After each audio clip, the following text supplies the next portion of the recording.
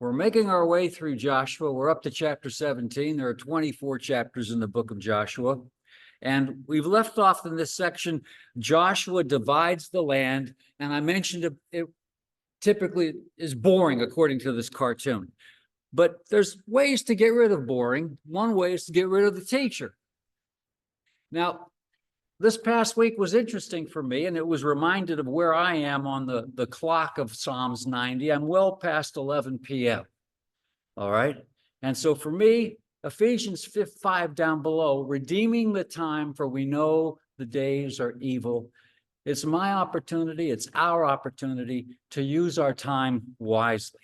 Now, on a normal basis, after somebody bounces back from the hospital, they say, well, thank you for the cards and the emails and the phone calls and flowers or whatever else. But for me, this particular round is a teaching opportunity. First, watch your symptoms closely, use your meds wisely, listen to those that are around you. I was diagnosed with a blood infection, even though the urgent care misdiagnosed me as fighting a virus. And so fighting the virus, what do you do for headaches and fevers? You take Tylenol. Well, if you look at the bottle, it says, if symptoms persist beyond 48 hours, contact your physician. They don't tell you why. It's because you can poison yourself and destroy your liver. And I had Tylenol poisoning on top of everything else. The antidote for that is a 21-hour infusion.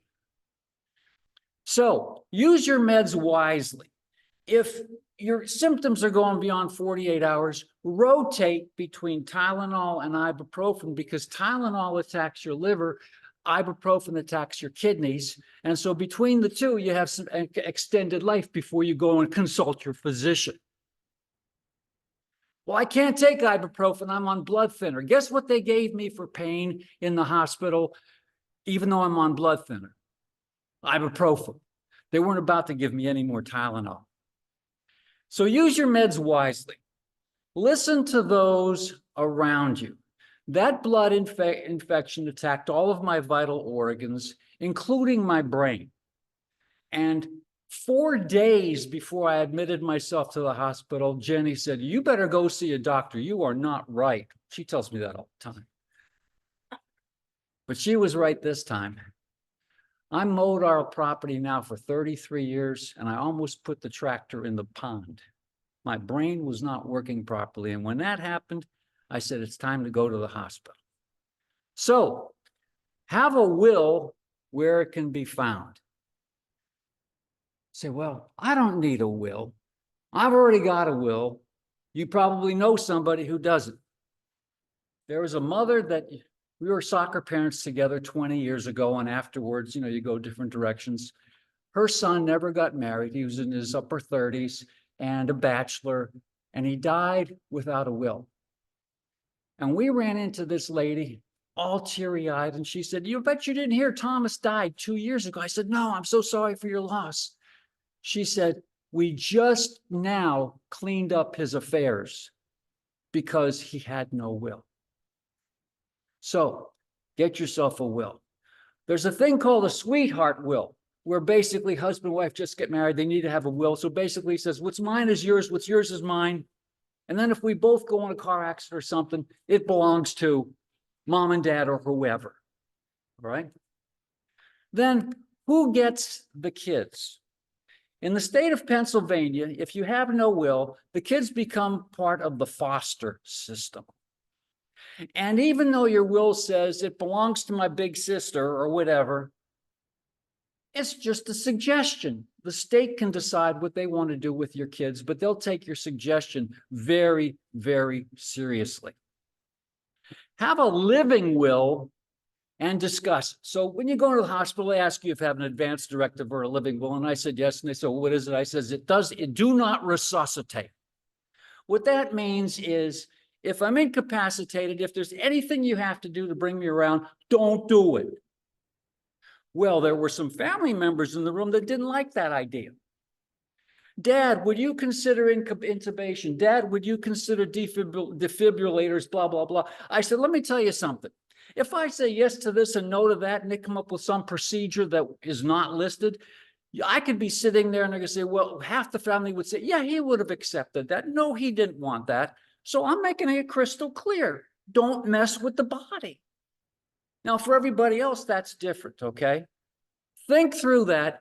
Have that conversation. So when it's your turn to be on the hot seat, there are no questions to be asked. Keep a copy on your phone and tell others how to find it. Because, you know, you could be smacked in a car wreck or something or whatever. And what did he really want? Now, I'm a big fan of Penn Medicine, so mine is out there on Penn Medicine database, but that's neither here nor there. Okay, so we're going to have more constructive ways of dealing with boring, all right? So first of all, we talked about the gamut of human experience. I'm going to reverse the thing and talk about experiencing God. Throughout all this stuff, and we're right now talking about the dividing of the land, the fulfillment of his promises, the fulfillment of his prophecy. We're going to talk about Dan as one of the conversations, and Dan decided his real estate wasn't good enough, so he was going to go take some of his brother's real estate.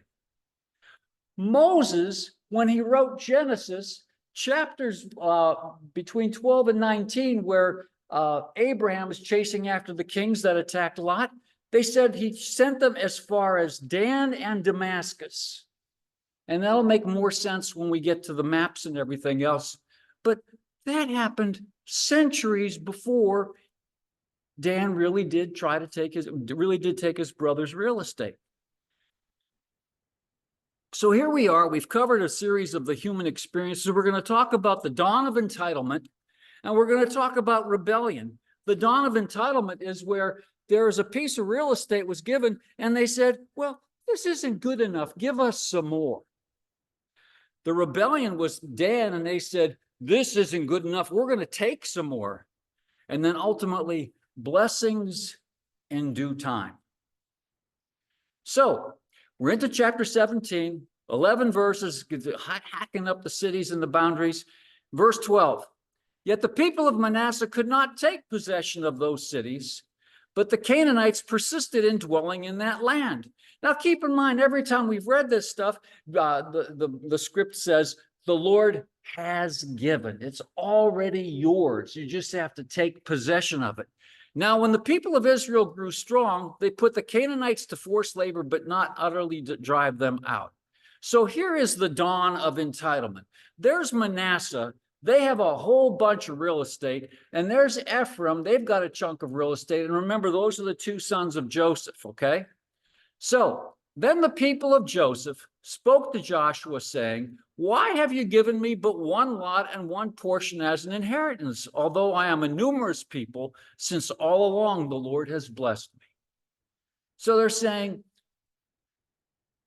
you've given me the gifts of the Spirit, but I really want some more. Well, there's nothing wrong with asking for that. But what Joshua is going to do is he's going to turn around. You don't need any more. Take possession of what you've already got. If you think you've got additional gifts of the Holy Spirit, there's an old Alka-Seltzer commercial, try it, you'll like it. And Joshua said to them, if you're a numerous people, go up by yourselves to the forest, and there clear ground for yourselves. We're talking about entitlement here. There clear ground for yourselves in the land of the Perizzites and the Rephaim, in the land of the giants, since the hill country of Ephraim is too narrow for you, if it's just not enough for you. The people of Joseph said, the hill country is not enough for us, yet all the Canaanites who dwell in the plain have chariots of iron. So there's the plain. They had the valley of Jezreel, which is the most fertile piece of real estate in Israel. They had it all, but they wouldn't take possession of it. Then Joshua said to the house of Joseph, to Ephraim and Manasseh, you are a numerous people and have great power. You shall not have one allotment only, but the hill country shall be yours. You don't get just the valley, you get everything. For though it is a forest, you shall clear it and possess it to its not farthest borders. For you shall drive out the Canaanites, though they have chariots of iron and though they are strong. Keep in mind the theme of what we've been studying is victorious Christian living. The battle is not ours. The battle is the Lord's. Paul wrote, he said, we are more than conquerors. The question becomes, where's our courage? This goes all the way back to Joshua chapter 1. Have not I commanded thee, be strong, and neither be thou dismayed, for the Lord thy God is with thee, whithersoever thou goest. Which brings us to chapter 18. Now there's an interesting picture. Then the whole congregation of the people of Israel assembled at Shiloh and set up the tent of meeting there. Now Shiloh is where that tent is going to be, where the tabernacle is going to be throughout the book of Judges, all the way up to Samuel and then into 1st and 2nd Samuel. But the real estate is very interesting because it is a testimony of how the people were continuing to properly worship the Lord. If you look at that picture where the sandbags are, that is where they had the altar, okay? And if you look beyond, you'll see that the ground drops off. You see that van in the far end, and then it goes back up again. Now, in the Leviticus sacrifices, which we studied, there were 3 times when the Holy Convocation was supposed to come together. And when they did, they would have fellowship meals. And so what we read here is, and the earthen vessel in which it is boiled shall be broken. And what they've discovered is everywhere where that altar can properly be seen, there are layers and layers of broken pottery over hundreds of years. And the areas where you go down where those guys are on the left and where the van is, there's no broken pottery. The people set up for hundreds of years. They came 3 times a year. They had their fellowship meals, and whenever they cooked their meat in a pot, smack the pot, and there's the testimony. And there's another reason. Shiloh is centrally located, so all the people could come and have their convocations. But here's the application. The Bible tells us that we're to be living sacrifices. The Bible tells us that we're to be broken. But we have this treasure in jars of clay to show that the surpassing power belongs to God and not to us. We're afflicted in every way, but not crushed. Now, this is Paul. He's my superhero. If I had to go through a fraction of what he had gone through, I don't know where I'd end up. But I know where he ended up. He lost his head for Jesus. We're afflicted in every way, but not crushed. Perplexed, but not driven to despair, persecuted, but not forsaken, struck down, but not destroyed, always carrying in the body the death of Jesus, so that the life of Jesus may also be manifested in our bodies. Now, let me tell you something. I have never been scourged. There is no scar on my back. Paul was scourged many a time, but yet people ought to be able to see Christ living in us the way our bodies behave. For we who live are always being given over to death for Jesus' sake, so that the life of Jesus also may be manifested in our mortal flesh. To pull all those verses together, I'm crucified with Christ. Nevertheless, I live. Yet not I, but Christ liveth in me. And the life which I now live in the flesh, I live by the faith of the Son of God, who loved me and gave himself for me. We're to be broken every day so that we can live for Christ. There remained among the people of Israel 7 tribes whose inheritance had not yet been apportioned. So Joshua said to the people of Israel, how long will you put off? That's the verse we started on, redeeming the time, for the days are evil. How long are we going to put off exercising the gifts of the Spirit, exercising what God wants us to do? He's got something for each and every one of us. How long will you put off going in to take possession of the land, which the Lord, the God of your fathers, has given you? Provide 3 men from each tribe. Now keep in mind, these guys started as slaves. The younger guys survived, and they're now part of the invasion, if you will. But when you study the architecture of Egypt, these guys were pros at geometry and trigonometry. And so they sent these surveyors out, and they did a great job of recording all this stuff in a book. Provide 3 men from each tribe, and I will send them out that they may set out and go up and down the land. They shall write a description of it with a view to their inheritances, and then come to me. They shall divide it into 7 portions. Judah shall continue in his territory on the south, and the house of Joseph shall continue in their territory on the north. At this point, over on the Transjordan, there was Gad, there was Reuben, there was half of Manasseh, and on the east side, there was Judah, and there was Manasseh and Ephraim. And so those are the biggies. That's why there's only 7 tribes left. And you shall describe the land in 7 divisions, and the Levites have no portion among you, for the priesthood of the Lord is their heritage. So the men arose and went, and Joshua charged those who went to write the description of the land, saying, go up and down in the land. So the men went up and down, and they came to Joshua to the camp at Shiloh, and Joshua cast lots for them in Shiloh before the Lord, and there Joshua apportioned the land of Israel. So here's Benjamin. The lot of the tribe of the people of Benjamin, according to its clans, came up, and the territory allotted to it fell between the people of Judah and the people of Joseph. So you see Judah in the purple on the south, and the people of Joseph, Ephraim, and Manasseh on the north. And what we're going to see as we go through these different allotments is, first of all, the prophecies that Jacob had made in chapters 48 and 49 about his sons. And then the swan song, the final things that Moses had to say in Deuteronomy chapter 33. All these things are going to be coming together. So here's Deuteronomy 33. Of Benjamin, he said, the beloved of the Lord dwells in safety. The high God surrounds him all day long and dwells between his shoulders. There is Ephraim dwelling between the 2 key leading tribes, Judah and Joseph, Ephraim and Manasseh. Then we talk about Simeon. The inheritance of the people of Simeon formed part of the territory of the people of Judah. Now, we've skipped all the rivers and creeks and towns and everything else. There are no rivers or creeks or towns described for Simeon, because what's going to happen over time, Simeon is going to be absorbed, and Judah just has all the real estate. The inheritance of the people of Simeon formed part of the territory of the people of Judah, because the portion of the people of Judah was too large for them.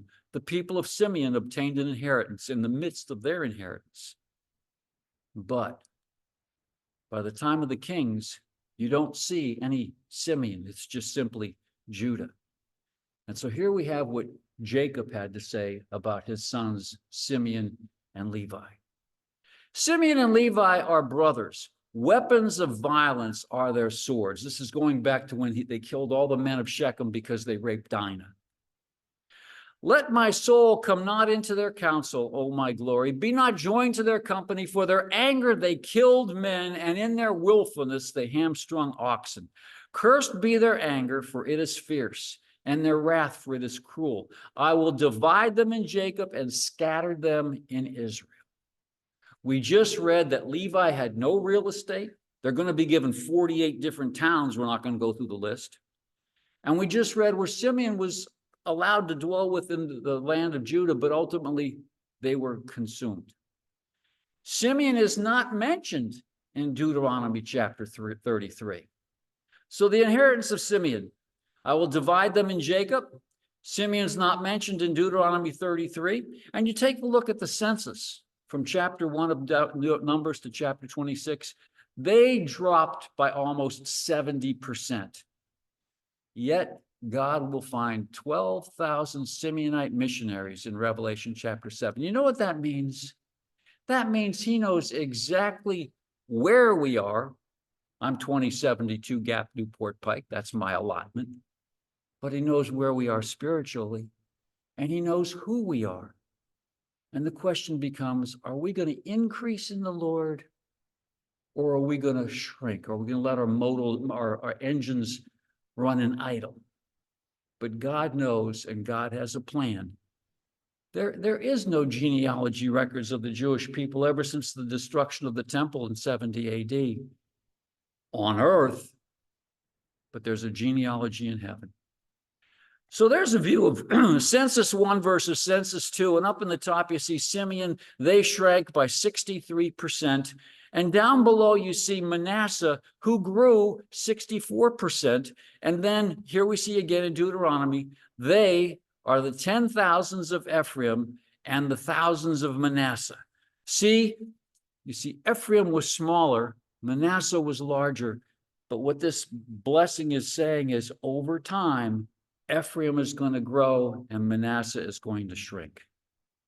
Zebulun. Zebulun is tricky. I haven't figured it out yet, so I've got some more work to do. Why is it tricky? Zebulun shall dwell at the shore of the sea, but you look at that map and he's not touching the sea. One of the problems is that the archaeologists aren't sure exactly where the different towns were. Now, one scholar decided to help them out by expanding the ground on his own. And in that map, you see Zebulun going all the way to the Mediterranean and Zebulun going all the way to the Sea of Galilee. And of Zebulun, he said, rejoice, Zebulun, in your going out, and Issachar in your tents. They shall call people to their mountain. Now, you can't see it because it's tiny, but up on the top right of the border is Mount Tabor. And in Judges chapter 4, when Deborah and Barak and Jael's Nail, they're calling all the troops to Mount Tabor in Zebulun's real estate. And they shall offer right sacrifices. If we turn the clock ahead to the time of Jesus, you have the people of Galilee, and they were still observant Jews. Remember, they would come down to Jerusalem every 3 feasts. That's why Jesus ended up there when he was 12 years old. And then in the middle is Samaria, where there was no more observance of Jewish law. But they're saying, Zebulun, even though you're on the north, you're going to stay faithful to that law. And Asher, he said, most blessed of sons of Asher, let him be the favorite of his brothers, and let him dip his foot in oil. Asher just happens to be, there's no petrol in Israel. All that was Arabia. But Asher is the most fertile place for the olive oil of that ground. Naphtali. And of Naphtali, he said, oh, Naphtali, filled with favor, full of the blessing of the Lord. So what does that have for Naphtali? Filled with favor, filled with the beauty of the Lord. Naphtali was the area of Galilee, and that's where Jesus had his major portion of his real estate. And we read in Matthew 4, and leaving Nazareth, he went and lived in Capernaum by the sea, in the territory of Zebulun and Naphtali, so that what was spoken by the prophet might be fulfilled. The land of Zebulun and the land of Naphtali by the way of the sea, beyond the Jordan, the Galilee of the Gentiles, the people dwelling in darkness have seen a great light. That piece of real estate, 1,500 years later, became the scene for Jesus' ministry, all forecasted in this particular case between Moses in Deuteronomy and Isaiah. Dan, you see Dan down at the bottom. And even as early as Genesis, when you talk about Israel, they talk about Dan to Beersheba. And that's because what they did was they went up and decided to take some of the real estate from Naphtali. Dan shall be a serpent in the way, a viper by the path. And here we see Joshua 19. Now, this is a really interesting verse. ESV says, when the territory of the people of Dan was lost to them. Well, the NIV says something very, very similar to that. King James threw in the words too little. That's where their convention is. If it's italics, it was just something that was thrown in to try to make sense. The New King James realized that it didn't make any sense to say too little. So something happened, and the people of Dan went up and fought against Leshem, and after capturing it and striking it with the sword, they took possession of it and settled in it, calling Leshem Dan, after the name of Dan, their ancestors. So what we saw was Manasseh and Ephraim, in terms of entitlement, were asking for some of their brother's shares. And here's Daniel taking some of the brother's shares. Now, where did ESV come up with that notion? Well, here you see in Judges. The Amorites pressed the people of Dan back into the hill country, for they did not allow them to come down to the plain. So in their weakness, instead of fighting the Amorites, they decided to go and fight with their own brothers. Sound familiar? The brothers are, that's the way it is. And Naphtali, he said, "O Naphtali, sated with favor and full of the blessings of the Lord, possess the lake and the south." You see up there that top arrow that says Dan? They took over the northern section of Naphtali. And what Moses was saying in 33 was, Naphtali, you're so full of blessings. Just take the southern portion of what you've got, take the lake and be blessed. And that's where they ended up with Capernaum. So what does Joshua get for all this? He's 110 years old. He doesn't need to be killing any more giants anymore. Caleb was 85, yet Caleb maintained his strength. Joshua was 110. They said he was stricken in his age. And when they had finished distributing the several territories of the land as inheritance, the people of Israel gave an inheritance among them to Joshua, the son of Nun. Keep in mind, he didn't even ask for it. By command of the Lord, they gave him the city that he asked, Timnath-Serah, an abundant portion in the hill country of Ephraim, and he rebuilt the city and settled in it. So they finished dividing the land. And you could sit there and say, finally. Which takes us to chapter 20. The cities of refuge. The names, I think, are really interesting, and they're distributed strategically throughout the land so that people can easily get to one of those cities. You see sanctuary, shoulder, fellowship, ore of silver or gold. The city of refuge and the avenger of blood. Nice spell checker there. At any rate, in the book of Numbers, and you'll see the avenger of blood and the cities of refuge mentioned in Exodus, Leviticus, Numbers, and Deuteronomy. The avenger of blood shall himself put the murderer to death when he meets him, and shall put him to death. What this is talking about is if somebody in your family gets killed, and we'll talk about manslaughter versus murder shortly, your next of kin, typically the brother, is authorized to go and do in the perpetrator. That's what this is all about. We read in Deuteronomy, if anyone hates his neighbor and lies in wait for him and attacks him and strikes him fatally so that he dies, this is murder. This is premeditated murder. And he flees into one of these cities, then the elders of his city shall send and take him from there and hand him over to the angel of blood so that he may die. Now, what does that mean to us in the New Testament? You know, there are still portions in Asia and Africa where there's still, the culture is the avenger of blood. We read in Romans, repay no one evil for evil. Does that mean there's no such thing as law abiding? No, it's not what it's saying. It's talking about us as individuals. Repay no one evil for evil, but give thought to do what is honorable in the sight of all. If possible, so far as it depends on you, live peaceably with all. Beloved, never avenge, I'm talking about the avenger of blood, never avenge yourselves, but leave it to the wrath of God. For it is written, vengeance is mine, I will repay, says the Lord. Well, if God's not striking people dead, where's the justice? We read in Romans 13, this is the government's responsibility. For the government is God's servant for your good. But if you do wrong, be afraid, for he does not bear the sword in vain. For he is the servant of God and avenger who carries out God's wrath on the wrongdoer. Then the Lord said to Joshua, say to the people of Israel, appoint the cities of refuge of which I spoke to you through Moses, that the manslayer who strikes any person without intent, here's the manslaughter coming in, that the manslayer who strikes any person without intent or unknowingly may flee there, and they shall be for you a refuge from the anger of, from the avenger of blood. He shall flee to one of these cities and shall stand at the entrance of the gate of the city and explain his case to the elders of that city. Then they shall take him into the city and give him a place, and he shall remain with them. And if the avenger of blood pursues him, they shall not give up the manslayer into his hand, because he struck the neighbor unknowingly and did not take hate in the past.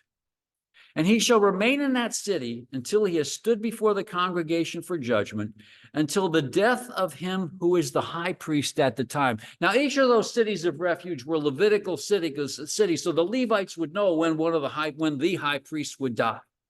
And this is a picture of Jesus Christ.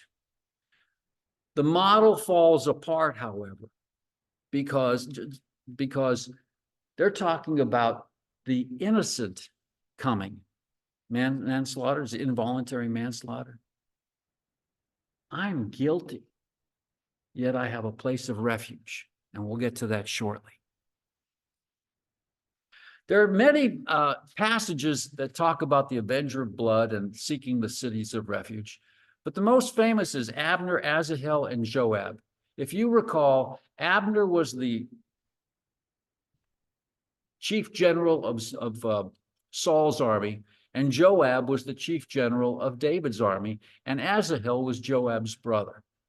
There was a civil war. There were war games. And at the end of the war games, Asahel decides to chase after Abner. He was just going to kill him. Well, Asahel was faster than Abner, so Abner's trying to get away from him, and Asahel keeps coming and keeps coming. And what happens as Asahel approaches Abner? Abner takes the butt end of his spear to try to hold him off. And the Bible says that the spear pierced between his ribs, and Asahel died. It was not premeditated. It wasn't his intent. It was truly manslaughter. So what does Abner do? He goes to the city of refuge. What does he not do? He does not step into the gate inside the city of refuge. Where's Joab hanging out? Right at the gate. And Joab kills Abner. And the king lamented for Abner. This is David doing the eulogy at the funeral. And the king lamented for Abner, saying, should Abner die as a fool dies? Your hands were not bound, your feet were not fettered. As one who falls before the wicked, you have fallen. Abner had his free will. We have a free will. Do we choose to surrender and go to God for refuge, or do we choose to fight our own battles? And again, the difference is God doesn't just invite involuntary manslaughter. He invites all of us. The wages of sin is death. We who have fled for refuge might have strong encouragement to hold fast to the hope set before us. We have this as a pure, a sure, and a steadfast anchor of the soul, a hope that enters into the place behind the curtain. So the cities of the Levites and the summary. The Levites have 48 cities, convenient for all the tribes. Somebody has a question about the law, walking distance to one of those 48 cities, sit down and talk to these guys that are schooled in the law. Thus the Lord gave to Israel all the land that he swore to give to their fathers. And they took possession of it and they settled there. And the Lord gave them rest on every side, just as he had sworn to their fathers. Not one of all their enemies had withstood them, for the Lord had given all their enemies into their hands. And what we're going to see as we transition from Judges, from Joshua to Judges, is the nation of Israel becomes its own worst enemy. Now, programming note, between Joshua and Judges, we're going to finish the study of the book of Acts. We started that on Wednesdays. We ran out of weeks. We're going to finish that and then jump over into the book of Judges. Not a word failed of any good thing which the Lord had spoken to the house of Israel. All came to pass. God's will not fail. Which brings us to chapter 22. At the time Joshua summoned the Reubenites and the Gadites and the half tribe of Manasseh and said to them, "You have kept all that Moses, the servant of the Lord, commanded you and have obeyed my voice in all that I have commanded you." We're going to do the fast forward on this particular one. He's speaking to the 2.5 tribes on the Transjordan, the east side of Jordan. And if you recall, he said, okay, you can keep your families over there, but come help us participate in the campaigns to take over the real estate. And so they did that, and now it's time for them to go back. And what they did was they decided to build an altar, a huge altar, on somebody else's real estate, on one of their brothers' real estate. So the other tribes, they see this and they say, well, that's not a good idea. You're supposed to be building altars. You're supposed to be worshiping over here at Shiloh. And their response was, well, it's not really built there for sacrifice. It's built there as a testimony that we're still brothers. Well, keep in mind the word altar comes from one of the root words is to kill or to slay. The purpose of an altar is for sacrifice. When Jacob left Laban, they built, the Bible said, a heap of stones as a testimony, as opposed to building an altar. Joshua is going to give his final words to these people, and the Bible says that there's going to be a stone of testimony, not an altar. So we'll go through this very quickly. Only be careful to observe the commandment and the law that Moses, the servant of the Lord, commanded you. And when they came to the region of the Jordan, that is the land of Canaan, the people of Reuben and the people of Gad and the half tribe of Manasseh built there an altar of imposing size. And they built it on somebody else's property. That's called encroachment. And when the people of Israel heard of it, the whole assembly of the people of Israel gathered at Shiloh to make war against them. And there you see ready, fire, aim. Instead of talking about it and understanding what it's all about, they decided they're going to war. So they came down and they came to the people of Reuben and they said to them, what is this breach of faith? And what they're going to talk about here is, if you go all the way back to Balaam, Balaam could not curse the people.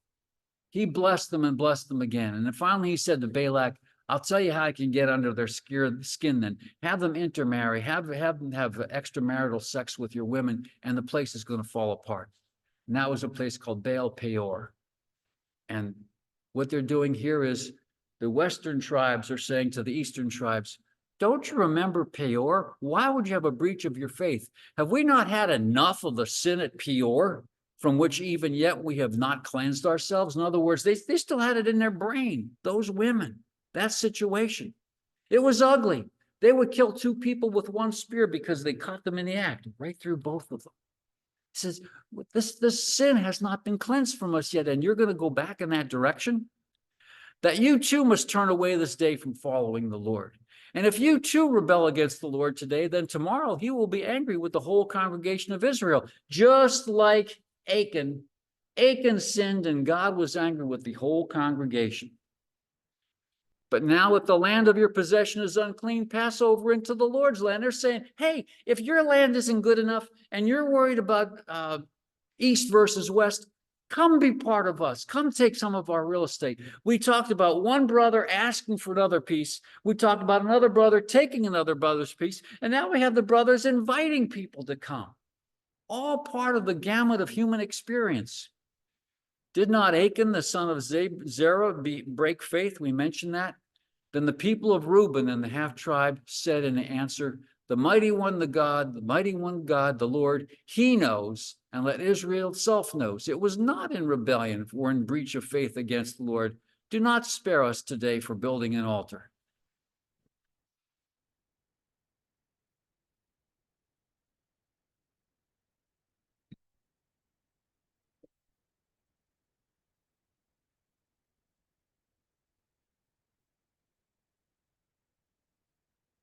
Chapter 23, Joshua's final words. I don't know that we'll go through it all in 4 minutes, but we'll give it a shot. Joshua's charge to Israel's leaders. A long time afterward, when the Lord had given rest to Israel from all their surrounding enemies, Keep in mind, the enemies were still in the land. They just decided to quit fighting with them. Joshua was old and well advanced in years. So he summoned all of Israel. I am now old and well advanced in years. And you have seen all that the Lord your God has done for all the nations for your sake, for it is the Lord your God who has fought for you. What Joshua is going to do here, he's going to catalog for these people everything the Lord did for them from the first plague all the way through where they are today. And a body could be like saved recently, and his Christian experience is, oh, thank God that I'm saved. But over time in our Christian experience, we see highs, we see lows, but we should be seeing God through all those things, so that when you become a seasoned Christian, you can say, truly, I've been blessed. And what Joshua is saying is, folks, we have been blessed. So now you have a choice. And again, he's going to go not just as far back as Exodus, he's going to go all the way back to Abraham of the Chaldees. And he's going to say, Abraham was an idolater. God called him out of that. God brought us through Jacob down into Egypt, and you once again fell into idolatry with the Egyptian gods, and there was judgment against all of those Egyptian gods. Now he brought us up here into Israel, and guess what? You've already fallen into idolatry of the Canaanite gods. And the punchline, of course, he's going to say, you choose, but for me and my house, we will serve the Lord.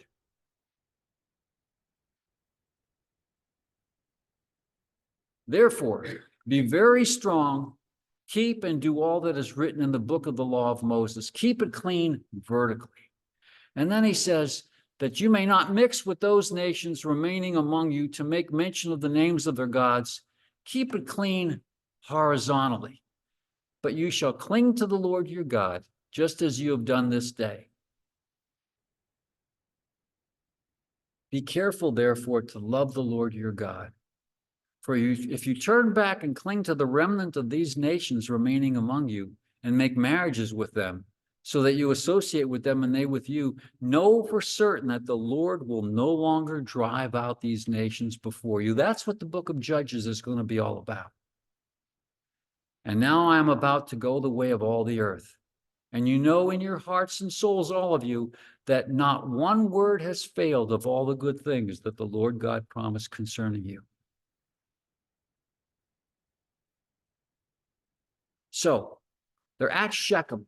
Shechem was the location where they had Mount Gerizim on the one side and Mount Abel on the other side.